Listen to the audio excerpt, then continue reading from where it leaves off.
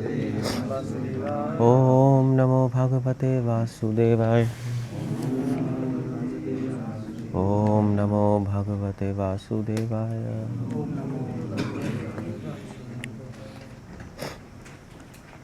Okay, हम लोग पढ़ रहे हैं कैंटो 9 की समरी बता रहा हूँ मैं, ओवरव्यू। कैंटो 8 तक हमने किया था ना।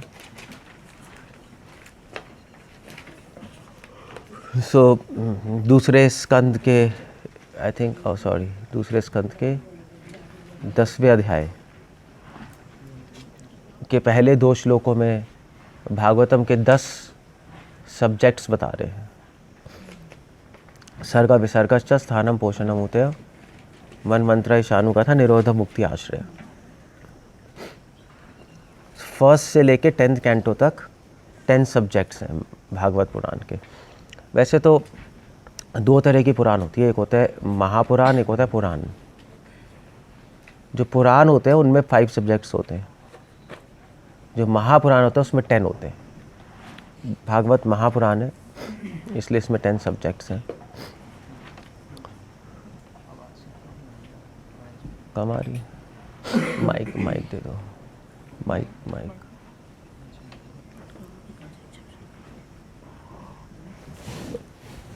जुकाम भी है शायद इसलिए भी कम बोल रहा हूँ मैं। हवाएं चल रही है, ठंड तो हो नहीं रही, गर्मी बनी पड़ी है। Bluetooth mode.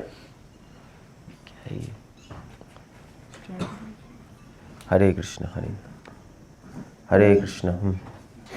सुनाई अब दे रही है ना, सुनाई है ना।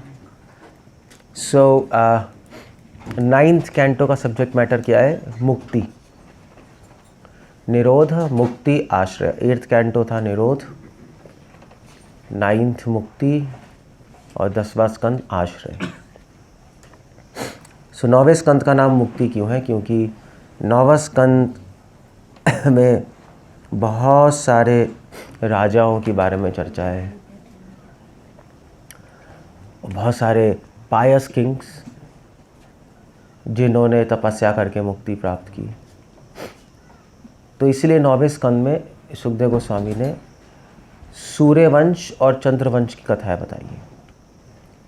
और उसके अंदर उन्होंने बताया है, इसको ये क्या है, इसको तो ऐसे भी लगा सकते हो, जो भी। तो वो तो इसके अंदर भरत महाराज की कथा है, अम्बरीश महाराज की कथा है, हरीश चंद्र, जो आप जानते हैं मेन नाम, उन सब की कथा है। सागर महाराज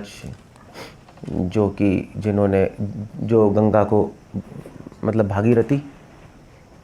उसके बाद रामचंद्र की कथा है, पुरुराव की कथा है, और शौबरी की कथा है, परशुराम जी की कथा है, याति महाराज की कथा है, और उसके बाद लास्ट चैप्टर कृष्ण भगवान। तो इसलिए इसको मुक्ति बोला है। जो भगवद गीता में वो श्लोक है, क्या कहते हैं, 4th चैप्टर में, बहवो ज्ञान तपसा पूता मद भावम आगता। शुरुआत कैसे होती है?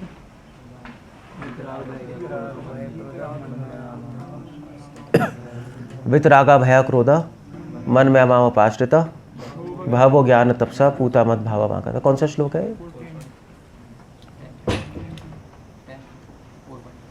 4.10। कृष्ण खुद कह रहे हैं कि बहुत सारे बहवो ज्ञान तपसा, बहुत सारे लोगों ने ज्ञान और तपस्या से पूता मतलब शुद्ध हो गए, मद भावम आगता, उन्होंने मेरी भक्ति प्राप्त की।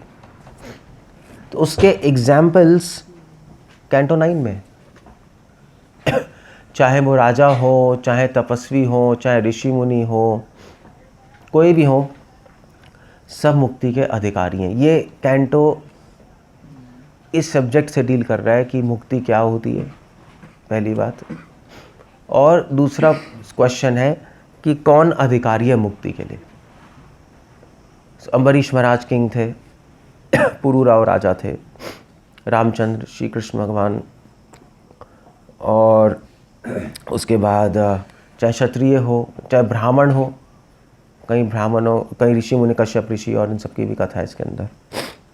और फिर उसके बाद या वैश्य शूद्र जो भी हों सब अलाउड है, अधिकारी है मुक्ति के लिए। भक्ति रास्ता है उसका। ओके, सो कैंटो 9 में सूर्य वंश और चंद्रवंश की कथा है, और चैप्टर 1 में सुखदेव गोस्वामी ने सूर्य वंश और चंद्रवंश के बीच में कनेक्शन बताया है। वो स्टार्ट यहाँ से कर रहे हैं।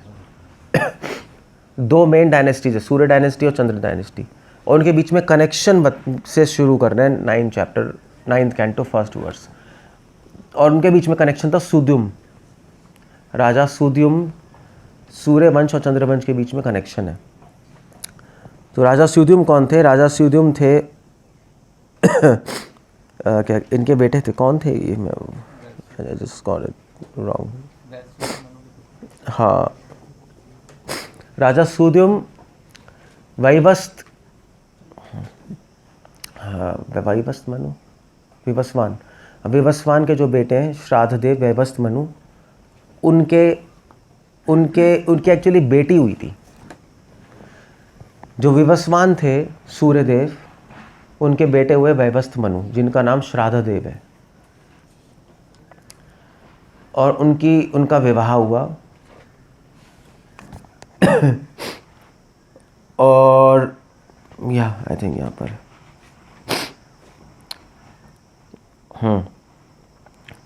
तो विवस्वान जो सूर्यदेव थे उनकी वाइफ थी संज्ञा, और उनसे पुत्र हुए वैवस्त मनु।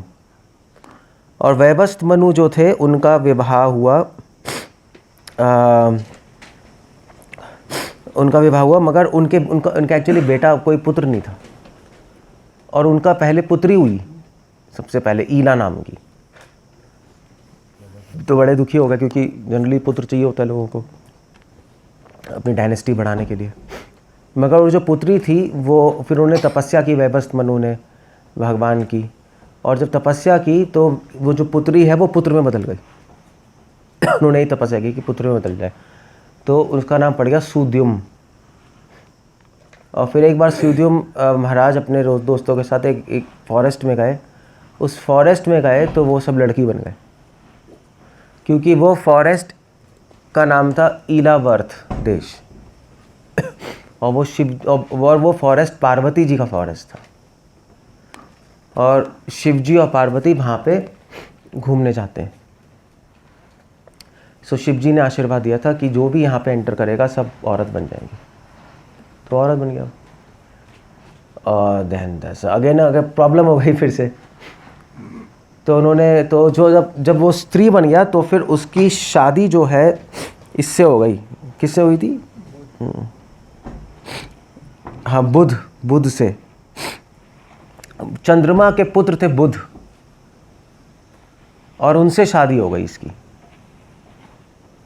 और उनके फिर पुत्र हुए पुरूराव, जिनकी कथा वो बाद में बताएंगे। तो जो चंद्रवंश, सूर्य वंश और चंद्रवंश में इंटरलिंक हो गया, क्योंकि जो सुद्युम थे वो तो सूर्य वंश के विवस्वान के पुत्र हैं, और यहाँ पे उन्होंने शादी किससे कर ली? चंद्रमा के पुत्र से, बुध से। और इस यहाँ से हुआ चंद्रवंश की शुरुआत। पुरूराव, क्योंकि वंश तो फादर से जाना चाहता है ना, तो बुध तो फादर हो गए, तो पुरूराव से चंद्रवंश शुरू होता है, किंग पुरूराव से। और सूर्य वंश शुरू होता है किंग इक्ष्वाकु से। तो यहाँ पे तो सुद्युम की शादी हो गई, वो तो लड़की बन गए बुध से, उनके बेटा हो गया पुरूराव।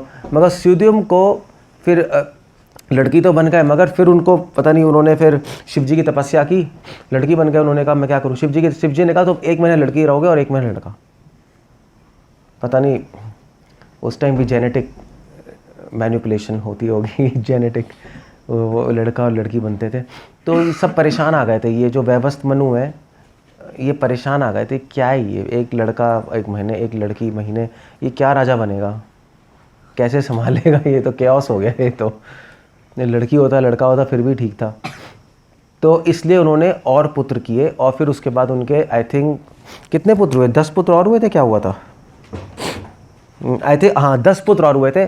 उसमें सबसे बड़े पुत्र थे इक्ष्वाकु, और इक्ष्वाकु से फिर सूर्यवंश हुए। इक्ष्वाकु कुल में कौन आया था?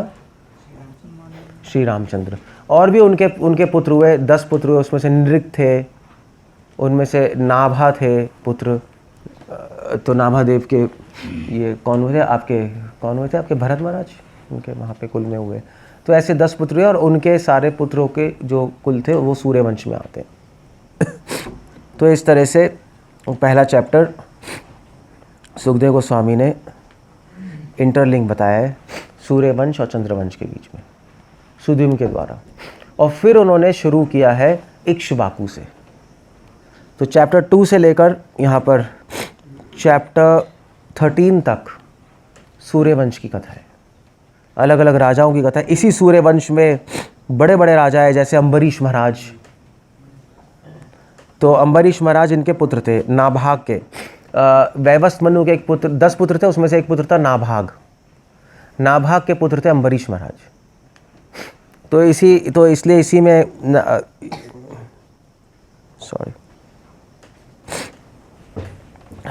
अम्बरीश महाराज आ रहे हैं, इसी के अंदर मानधाता आ रहे हैं। मानधाता बहुत बड़े राजा थे। तो मानधाता कौन थे पता है ना? एनीवे, मुझे भी नहीं पता बट मानधाता और शौभरी मुनि, उनकी कथा आती है। तो मानधाता मथुरा के राजा थे। क्या हो रहा है? क्या हो गया? मरने वाला है। आवाज सुनाई दे रही है? दे रही है। तो मानधाता की कथा है, सागर की कथा है, भागीरथ की कथा है, और अंशुमान की कथा है, रामचंद्र जी की कथा है, और बहुत सारे राजाओं की कथा है जिन्होंने भगवान की भक्ति करके मुक्ति प्राप्त की है। तो चैप्टर निमि महाराज की भी कथा है, वो भी सूर्यवंश में आते हैं। तो चैप्टर 13 तक सारे सूर्यवंशों की कथा है। और फिर उसके बाद सुखदेव गोस्वामी चंद्रवंश पे आए। क्वेश्चन ये है कि पहले उन्होंने चंद्रवंश क्यों नहीं लिया और फिर सूर्यवंश क्यों लिया है? ऐसा क्यों किया उन्होंने? क्योंकि वो एंड किस पे करना चाह रहे थे? कृष्ण पे। श्रीमद् भागवतम में रामचंद्र के बारे में बहुत छोटा सा है, और सुखदेव गोस्वामी ये भी कह रहे हैं परीक्षित तुम बहुत बार सुन चुके हो राम कथा, इसलिए मैं राम कथा दोबारा नहीं बता रहा।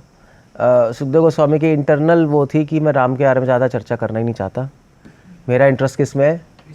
कृष्ण में। तो इसलिए उन्होंने पहले सूर्यवंश कर दिया, बाद में चंद्रवंश लेके आए, या जैसे इंग्लिश में कहते हैं leave the best for the rest. सबसे इंपॉर्टेंट बात या तो सबसे पहले बताई जाती है या सबसे आखिरी में। सो इसका आखिरी चैप्टर कृष्ण पे एंड कर रहे हैं वो। सो इसलिए हम लोग करते हैं वैसे तो, चलो राम भगवान की चर्चा करते हैं, बट ज़्यादा हमें इंटरेस्ट नहीं है, हमें इंटरेस्ट है कृष्ण भगवान में। सो 13 तक ये हो गया। 14 से लेकर 24 तक 10 चैप्टर्स में चंद्रवंश की कथा है। और चंद्रवंश के राजा कौन कौन है? चंद्रवंश के राजा ऐसे किंग पुरुराव, इसीलिए कौरवों को पौरव भी बोलते थे। इसी पुरु की डायनेस्टी में एक राजा आ रहे हैं कुरु, और कुरु बहुत फेमस थे और उन्होंने चंद्रवंश को बहुत ऊपर उठाया था, इसलिए चंद्रवंशियों को कौरव भी बोलते थे। तो कौरव तो आएगा ही नहीं, सारे कौरव जो भी दुर्योधन जो भी थे सब, तो सब सारे चंद्रवंशी थे। इन्हीं के डायनेस्टी में आ रहे यदु भी, इसलिए उनसे आ रहे यादव। सो यादव, कौरव, ये सारे पुरु की डायनेस्टी में ही आ रहे। और यहाँ पे फिर उसके बाद भरत महाराज की कथा है। तो भरत महाराज किसके पुत्र? दुष्यंत शकुंतला नहीं सुना है? तो एक उपन्यास भी शकुंतला किसने लिखा है? हाँ, कालिदास ने शकुंतला लिखा है, वेरी फेमस उपन्यास। तो वो इसी भागवत में ज़्यादा डिटेल्स भी नहीं दिया है, बट भरत और दुष्यंत की कथा है इसके अंदर। इन्हीं भरत महाराज के नाम पे भारत का नाम पड़ा है, कुछ लोग कहते हैं। दुष्यंत के पुत्र के नाम पे ही भरत महाराज के नाम पे भारत पड़ा है, कुछ लोग कहते हैं कि ऋषभ देव जी के जो पुत्र हैं भरत, उनके नाम पे भारत पड़ा है। अब ये डिबेट का टॉपिक है, रिसर्च है, but whatever it is, Bharat Maharaj की कथा है, उसके बाद याति महाराज की कथा है, और फिर उसके बाद लास्ट चैप्टर कृष्ण भगवान चंद्रवंशी। शूरसेन थे ना, और फिर कौन थे हैं, शूरसेन के पुत्र थे ना आपके, हाँ, तो वसुदेव और नंद बाबा है ना, ऐसे ही थे ना। तो वसुदेव की शादी तो देवकी से हो गई जो क्षत्रिय थी, नंद बाबा की शादी हुई वैश्य से, मतलब तो शूरसेन की एक वाइफ थी वैश्य, एक वाइफ थी क्षत्रिय। क्षत्रिय से पैदा हुए वसुदेव और वैश्य से पैदा हुए नंद बाबा। तो नंद बाबा को तो वहाँ भेज दिया, तुम वैश्य हो, ठीक है, तुम गाय वाय करो। वसुदेव यहाँ पे आ गए। सो सारा का सारा उन्होंने कहीं वंशों की कथा है, और आइडिया ये है इसमें, सुखदेव गोस्वामी बता रहे हैं कि मुक्ति पाना मुश्किल नहीं है, प्रोवाइडेड हम लोग सिंसियर हों, डेडिकेटेड हों और भगवान की भक्ति करें, तो पॉसिबल है। परशुराम जी की कथा है इसके अंदर। परशुराम जी भी सूर्यवंश में आते हैं। परशुराम जी किसके पुत्र थे? हाँ, जमदग्नि और रेणुका, उनकी माँ का नाम रेणुका है। जमदग्नि खुद सूर्यवंशी है, अरे सूर्यवंशी है परशुराम, नहीं ओ सॉरी, एक्चुअली चंद्रवंशी है, सॉरी चंद्रवंशी जमदग्नि, परशुराम जी चंद्रवंशी हैं। सो इस तरह से 9th कैंटो है। आप 9th कैंटो लोग कम पढ़ते हैं, उसमें बहुत सारे नाम हैं राजाओं के, मगर ये जितने भी नाम हैं उनका जप करने से भी मन शुद्ध होता है। श्रील प्रभुपाद लिख रहे हैं कि भगवान के नामों का जप करना और भगवान के भक्तों के नामों का जप करने से मन शुद्ध हो जाता है। सो ये 9th कैंटो है। अब मैं आ रहा हूँ 10th कैंटो पे, इसमें ज़्यादा कुछ चर्चा करने वाला नहीं है। 9th कैंटो का लास्ट चैप्टर है Krishna the supreme personality of godhead. आखिरी चैप्टर कृष्ण के बारे में सुन के परीक्षित महाराज का उत्साह बढ़ गया। उन्होंने कहा मुझे और बताइए कृष्ण के बारे में। सुखदेव गोस्वामी की यही इंटेंशन थी, और परीक्षित महाराज ने क्वेश्चन पूछ लिया। परीक्षित महाराज खुद चंद्रवंशी और खुद परीक्षित महाराज के जो ग्रैंडफादर्स हैं, ग्रैंडफादर नहीं फादर ही हो गए, सॉरी ग्रैंडफादर, पांडव थे जिनका बहुत क्लोज एसोसिएशन थी भगवान कृष्ण के साथ। तो उन्होंने कहा कि मैं कृष्ण भगवान के बारे में सुनना चाहता हूँ। यहाँ से होता है 10th कैंटो शुरू। इनफैक्ट कई आचार्य लिखते हैं कि परीक्षित महाराज को ज़्यादा कोई इंटरेस्ट नहीं था बाकी राजाओं के बारे में सुनने का। 9th कैंटो एक तरह से पूर्व राग है। 9th कैंटो को पूर्व राग कहते हैं। पूर्व राग होता है कि जब आप सब्जेक्ट पे आने वाले हो उससे पहले की कथा, प्रियम्बल समझते हो? प्रियम्बल जैसे मूवी शुरू होता है तो शुरुआत में, मूवी के शुरुआत में पहले कुछ तो थीम बनती है नहीं, कुछ दिखाते रहते फिर हीरो एंटर होता है, फिर एकदम से गाड़ी खुलती है, उसके पैर दिखाई देते हैं हीरो के, नहीं टैंग टैंग टैंग, फिर म्यूजिक आता है, फिर धीरे धीरे कैमरा आता है। उससे पहले कुछ थीम बनानी होती है। सो 9th कैंटो वही है, बस थीम बना रहे हैं। कई राजाओं की चर्चा है ये वो, बट परीक्षित महाराज का नाम परीक्षित है। वो परीक्षा कर रहे हैं कब कृष्ण की कथा आएगी, वो वेट कर रहे हैं। सो 9th कैंटो पढ़ने का जो मूड है वो पूर्व राग में मूड है। जैसे गौर किशोर बाबा जी थे, तो गौर किशोर बाबा जी के पास ये मिलने आते थे भक्ति विनोद ठाकुर और भक्ति सिद्धांता सरस्वती ठाकुर। तो जब मिलने आए तो गौर किशोर बाबा जी कह रहे थे कि मंजीरियाँ आ गई, तो इसका मतलब है राधा भी आने वाली होगी ना। इसका कहते हैं पूर्व राग। एक्सपेक्ट कर रहे कुछ देखकर अपने गोल तक पहुंचने की। सो ये सारे के सारे परीक्षित महाराज को उत्साह बढ़ा रहे हैं। ठीक है, सूर्यवंश की कथा हो रही है, चंद्रवंश की कथा हो रही है, कब कृष्ण की डिस्कशन होगी। यू सी द पॉइंट है। तो बोरिंग नहीं है ये अगर कोई 9th कैंटो अगर पढ़ेगा तो पूर्व राग के मूड में पढ़ा जाता है कि कब कृष्ण की कथा आएगी। इतने सारे राजा, इनका लिंक भगवान से है, और कैसे कब होगा वो एक्सपेक्टेशन। 9th कैंटो लालसा और एक्सपेक्टेशन बढ़ाती है। अगर आप सही मूड से पढ़ रहे हो तो एक्सपेक्टेशन और लालसा, भगवान के आगमन का। सो बोरिंग नहीं है भागवतम, ऐसा नहीं है कि यार ये सब क्या चल रहा है, क्यों बता रहे हैं, इसलिए बता रहे। एक ज्ञानी इस कैंटो को देखेगा कि इतने सारे राजा को मुक्ति मिली। एक भक्त के लिए 9वां स्कंद पूर्व राग है, डिफरेंस है थोड़ा देखने का। जैसे रूपा गोस्वामी एग्जाम्पल दे रहे हैं, जब कृष्णा गाय चराने जाते थे जंगल में, तो जब शाम को आते थे गायों के साथ, सबसे पहले उनकी मुरली सुनाई देती थी। गोपियाँ जब मुरली सुनती थी तो उनको पूर्व राग होता था। पूर्व राग मतलब राग से पहले, उनको उनको उनको भगवान के दर्शन से पहले जो राग होता है वो पूर्व राग होता है। तो उनको एकदम से एक्सपेक्टेशन होती थी कृष्ण आने वाले, मुरली सुनाई देने लगी। फिर दूर से देखते थे कि धूल नज़र आ रही है बड़ी सारी काली काली, गाय के खुर से निकलती थी धूल, तो उनका और ज़्यादा पूर्व राग बढ़ जाता था। और फिर धीरे धूल हटती थी और कृष्णा दिखाई देते थे दूर से, तो इसको बोलते हैं पूर्व राग। ऐसे ही 9th कैंटो है। सो जैसे वो नहीं है आपका कुलाशेखर, वो नहीं है क्या कहते हैं, तो कुलाशेखर के बारे में आता है ना, किंग कुलाशेखर अलवार। तो राम भगवान की कथा सुन रहे थे और कथा सुनते सुनते उन्होंने सुना कि रावण सीता को किडनैप करके ले गया। कुलाशेखर बहुत दुखी हो गया और वो चिल्लाने लगे, गुस्सा आ गया उनको। उन्होंने कहा अभी आर्मी तैयार करो और सीता माँ को छुड़ा के लेके आई। तो मंत्रियों ने कहा ये क्या है, अभी तो रामायण कब की ख़त्म हो गई है ना, मंत्री है वो श्रीलंका है, वो तो प्राइम मिनिस्टर है, अब तो लड़ाई हो जाएगी है। तो मगर कुलाशेखर उस मूड में चले गए पूर्व राग के सुनकर,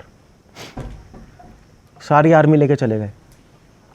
तो मिनिस्टर्स ने कहा कुछ करना पड़ेगा, तो मिनिस्टर ने एक व्यक्ति को हनुमान बनाया, और जब वो बॉर्डर पे थे तमिलनाडु के, तो वहाँ से एक व्यक्ति मिनिस्टर हनुमान बन के आया और उसने कहा सीता माँ को छुड़ा लिया और सब ठीक हो गया। कुलशेखर ने आप ठीक है चलो वापस चलते हैं आर्मी लेकर।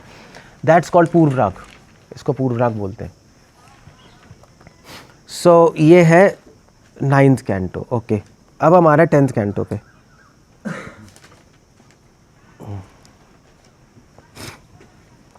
टेंथ कैंटो का नाम है आश्रय। आश्रय मतलब होता है कि एक आश्रय होता है, एक विषय होता है। रूपा गोस्वामी एक्सप्लेन कर रहे हैं नेक्टर ऑफ डिवोशन में, आश्रय और विषय। विषय एक वस्तु कौन है? Krishna, subject matter. और आश्रय क्या है? भक्ति का आश्रय क्या है? भक्ति किस में आश्रित रहती है? भक्तों के हृदय में। तो आश्रय होते हैं भक्त और विषय होते हैं कृष्णा इन जनरल। बट कभी कभी उल्टा भी हो जाता है, कभी कभी आश्रय कौन बन जाते हैं? कृष्णा, और विषय कौन बन जाते हैं? भक्त, क्योंकि कृष्णा भी अपने भक्तों की भक्ति करते हैं। ये टेक्निकल मतलब है आश्रय का। 10th कैंटो का नाम आश्रय इसलिए है क्योंकि हम किसका आश्रय लेना चाहते हैं? अल्टीमेटली कृष्ण का और उनके डिवोटीज का। इसलिए 10th कैंटो का नाम आश्रय रखा है, सब्जेक्ट मैटर। 10th कैंटो पढ़ के भगवान के 10th कैंटो पढ़ने के बाद हमारा हृदय भगवान के आश्रित हो जाना चाहिए, हमारी भावना भगवान के आश्रित हो जाना चाहिए। ये एक्सपेक्टेशन है 10वें स्कंद की। आश्रय का मतलब क्या है यहाँ पर? आश्रय का मतलब शरणागति है, एक बहुत जनरल सेंस में। सिखाए शरणागति पे भूल गया भक्ति ठाकुर कहते हैं, भक्तेरा प्राण। हाँ, सिखाए शरणागति भक्तेरा प्राण। चैतन्य महाप्रभु शरणागति सिखाने आए हैं। तो जैसे से तो 10वें स्कंद में एक्चुअली हम क्या ढूंढ रहे हैं? 10वें स्कंद में 10वें स्कंद में आश्रय और विषय के बीच में इंटरैक्शन हम ढूंढ रहे हैं। आश्रय विषय बताया ना, भगवान और उनके भक्तों के बीच में जो डीलिंग्स हो रही हैं और जो भावना एक्सचेंज हो रही हैं, उस पे फोकस है 10th कैंटो का। क्योंकि ये जितने भी लीलाएं 10वें स्कंद में, ये सारी की सारी हरिवंश पुराण में भी है, आप पढ़ के देख लो। और काफ़ी लीलाएं विष्णु पुराण में भी हैं, ब्रह्मवैवर्त पुराण में भी काफ़ी लीलाएं हैं। तो भागवतम में क्या फ़र्क है? भागवतम में जो लीला है सुखदेव गोस्वामी ने वही लीलाएं बताई है, बट उन लीलाओं में भक्तों और भगवान के बीच में जो इमोशन, जो भावना है, उस पर फोकस किया है। बाकी पुराणों में इन्फॉर्मेशन पे फोकस है। गर्ग संहिता में है वही लीला है, उसमें सारी इन्फॉर्मेशन है। कृष्ण कौन थे, हरिवंश पुराण में कौन थे, उनके दादा कौन थे, उनके ये कौन थे, उन्होंने क्या किया है। गर्ग संहिता में उनके कुल गुरु कौन थे, उनका वो इनिशिएशन कब हुआ था, बचपन में उनका कर्ण भेद कब हुआ था, सब वो डिटेल्स है। भागवतम में केवल डिटेल नहीं, केवल उस पास टाइम में जो डिवोटीज फील, जब जैसे फॉर एग्जांपल विष्णु पुराण में आता है कि कृष्ण भगवान ने पूतना को मारा, डिटेल में है थोड़ा सा, बट भागवतम में है कि जब ब्रजवासी पूतना को देख रहे हैं तो उनमें क्या फीलिंग्स आ रही हैं, जब कृष्ण पूतना को देख रहे हैं तो उनमें क्या फीलिंग्स आ रही हैं, सब फीलिंग्स हैं, फीलिंग्स एक्सप्लेन्ड है। और इसीलिए तुलसीदास की रामचरितमानस बहुत फेमस हुई, क्योंकि तुलसीदास जी ने अपनी रामचरितमानस में फीलिंग्स पे फोकस किया है। राम, लक्ष्मण, सीता माँ, हनुमान की फीलिंग्स, और इसलिए बहुत बिहार और यूपी में तो बहुत फेमस है। तो श्रीमद् भागवतम में 10th कैंटो में ये है। तो जब हम दसम स्कंद पढ़ रहे होते हैं तो हम उसमें इन्फॉर्मेशन नहीं ढूंढ रहे होते, आप मिस कर जाओगे सब। उसमें आपको ढूंढना है तो भावना ढूंढो, कृष्ण भावना अमृत संग भावना है। सो जब फॉर एग्जाम्पल जब त्रिनावर्त आया तो भगवान यशोदा माँ क्या फील कर रही हैं, तो त्रिनावर्त आया। जब कृष्ण भगवान को त्रिनावर्त ले गया तो कृष्ण भगवान क्या फील कर रहे हैं, देवी देवता क्या फील कर रहे हैं, ये सारी की सारी चीज़ें 10th कैंटो का फोकस है। सुखदेव गोस्वामी इसलिए एक्सपर्ट है, तभी तो सुखदेव गोस्वामी से सुनने व्यासदेव आए। सुखदेव गोस्वामी बोल रहे थे तो सब लोग आए थे, व्यासदेव थे, नारद मुनि थे, आसिता थे, देवल थे, बड़े बड़े सारे ऋषि मुनि सब सुखदेव, मतलब व्यासदेव खुद जिन्होंने सुखदेव गोस्वामी को पढ़ाया वो आ गए। क्यों? क्योंकि सुखा क्या है, वो क्या है, सुखा मुखामृत, हाँ, सुख मुखाद अमृत द्रव संयुतम। सुखदेव गोस्वामी जिस तरह से भागवतम बता रहे हैं उस तरह से व्यासदेव ने भी नहीं बताया। सुखदेव गोस्वामी डायरेक्टली देख रहे हैं वो पास्ट टाइम्स और उनके इमोशंस फील कर रहे हैं और उनकी भावनाओं को प्रकट किया है 10th कैंटो में। सो 10th कैंटो 2 पार्ट में डिवाइडेड है बाय द वे। चैप्टर 50 तक, 50 तक ही है ना आई थिंक, हाँ चैप्टर 50 तक,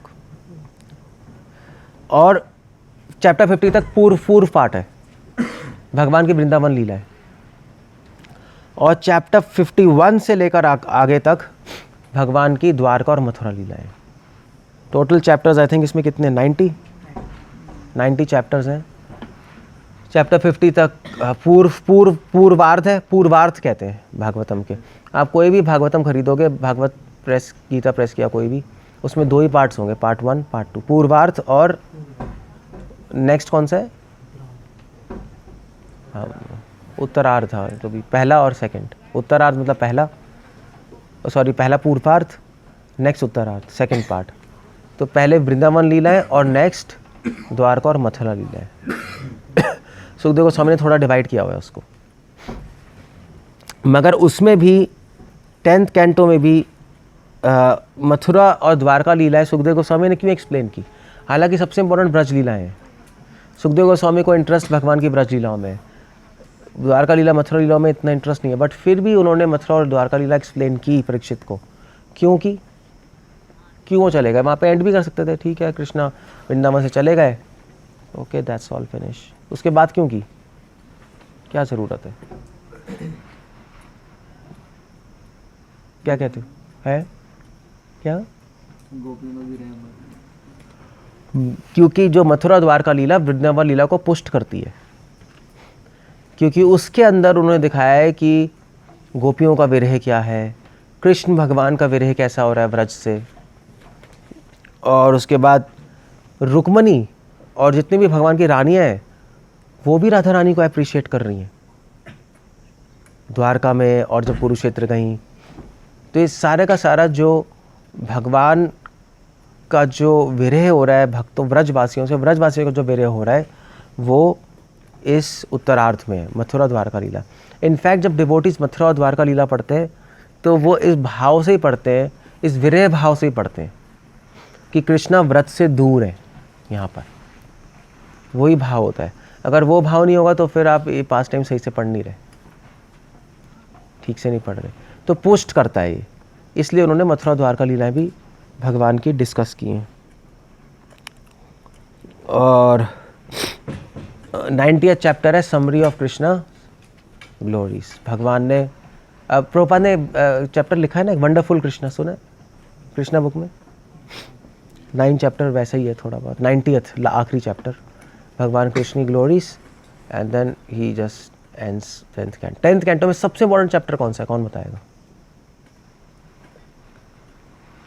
सबसे इंपॉर्टेंट चैप्टर्स कौन से? हाँ, रास पंचाध्याय 28, 29, 30, 31, 32। पूरा 10th कैंटो यहीं पे आ रहा है, यहीं पे फोकस है उसका, रास पंचाध्याय पे। क्योंकि रास पंचाध्याय मतलब भगवान और उनके टॉप मोस्ट भक्त का यूनियन, मैक्सिमम यूनियन। मतलब भगवान अपने भक्त के कितने करीब आ सकते हैं, वो रासलीला है। इससे ज़्यादा ना भक्त भगवान के करीब आ सकता है, ना भगवान भक्त के करीब आ सकते हैं। इसलिए रासलीला अल्टीमेट पॉइंट है जहाँ तक सुखदेव गोस्वामी जाना चाहते हैं, जो हमें चैतन्य महाप्रभु ने जो अनार्पिता चरिम चिरात कारुण्य अवतीर्ण कलऊ समर्पयितुम उन्नत उज्ज्वल रसाम। चैतन्य महाप्रभु क्या देने आए थे जो कभी नहीं दिया गया था? क्या देने है? उन्नत उज्ज्वल रसाम, रासलीला, उज्ज्वल रस, गोपियों का भाव भगवान के लिए, जिसकी एक झलक सुखदेव गोस्वामी ने रास पंचाध्याय में दी है। और आगे बढ़ गए वो बस। और उन्होंने कहा इंटेलिजेंट लोग इस झलक ये लेकर इसको और एक्सपैंड करके समझ जाएंगे क्या है, और जो बेवकूफ़ हैं वो कुछ नहीं समझ पाएंगे और इसको स्किप करके आगे चले जाएंगे और द्वारका और मथुरा लीला में एंटर कर जाएंगे। वो समझ नहीं पाएंगे इसकी मिस्ट्रीज। हालांकि रास पंचाध्याय को उन्होंने लास्ट चैप्टर में रखना था सुखदेव गोस्वामी को, इतने इंपॉर्टेंट है तो आइंडे वहीं पे करते, मगर उन्होंने बीच में रखा है कि जिससे जो अधिकारी हैं वो समझ जाएंगे, जो अनधिकारी है वो आगे चले जाएंगे, मिस कर जाएंगे उसको। कि ठीक है, जैसे फॉर एग्जाम्पल मध्वा संप्रदाय भी भागवत पढ़ती है, रामानुज भी संप्रदाय, बट वो रास पंचाध्याय को उनका कोई सिग्निफिकेंस ही नहीं उनकी लाइफ में, वो आगे बढ़ जाते हैं और फिर मथुरा द्वारका लीला पे फोकस करते हैं वो लोग, वो मिस कर गए वो। तो सुखदेव गोस्वामी ने जानबूझ के उसको बीच में रखा है इस तरह से कि लोग जो अधिकारी नहीं है उसको पता नहीं लगेगा, वो मिस कर जाएगा वो। रास पंचाध्याय बीच का श्लोक है। उसके बाद एक्चुअली द्वारका और मथुरा लीला में भी भगवान की रानियों की प्रार्थनाएं हैं, स्तुतियों की भगवान की रानियों की स्तुतियाँ कौन से चैप्टर में, मैं भूल गया कहाँ था, पता नहीं कैसे था, मैं इसके अंदर है, वो भी बहुत अच्छी मतलब सुखदेव गोस्वामी का फोकस माधुर्य भाव है बेसिकली 10th कैंटो में। गोपियों का माधुर्य भाव, भगवान की रानियों का माधुर्य भाव,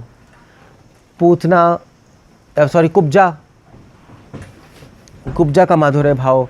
मथुरा लीला में सीधा कुब्जा की कथा ले आते हैं सुखदेव गोस्वामी। और फिर उसके बाद अनिरुद्ध, उषा, यही चल रहा है सारा का सारा। शाम तो चलो अलग है, हाँ। Okay, so that's about it. ये 10 स्कंद है, ज़्यादा डिटेल में तो नहीं बता सकते 10 स्कंद में, बहुत सारी चीज़ें हैं, बट एक आइडिया दे दिया मैंने। ओके, कुछ पूछना है, कुछ कहना है? आई जस्ट एंड अप है। महाभारत की ज़्यादा चर्चा नहीं है भागवत, सुखदेव गोस्वामी ने नहीं की, क्योंकि महाभारत एक्सपेक्ट कर रहे थे कि परीक्षित ने पहले ही पढ़ी होगी और उनको पता है, तो ही डिडंट एक्सप्लेन मच। पांडवों के बारे में ज़्यादा एक्सप्लेनेशन नहीं दी उन्होंने, हस्तिनापुर के बारे में ज़्यादा एक्सप्लेनेशन नहीं है। इतना कुंती महारानी की प्रेयर्स आती हैं, बस शुरू में उन्होंने बता दिया, दैट्स इट। ही डिडंट ज़्यादा उन्होंने चर्चा की नहीं महाभारत के बारे में। भागवत पे आए, सीधा फोकस है कृष्ण। महाभारत में तो बहुत सारी चीज़ें चल रही हैं, महाभारत का फोकस है धर्म पे, भागवतम का फोकस है कृष्ण प्रेम पे। थोड़ा डिफरेंस है महाभारत और, इसलिए महाभारत में और भी बहुत सारी कथाएं हैं कृष्ण को छोड़कर, क्योंकि धर्म की चर्चा चल रही है। मगर भागवतम का फोकस है कृष्ण प्रेम, इसलिए केवल कृष्ण सब्जेक्ट मैटर है। वो इधर से उधर नहीं हुआ 10th कैंटो में, कृष्ण ही है। ओके, कुछ पूछना है, कुछ कहना है? आई एंड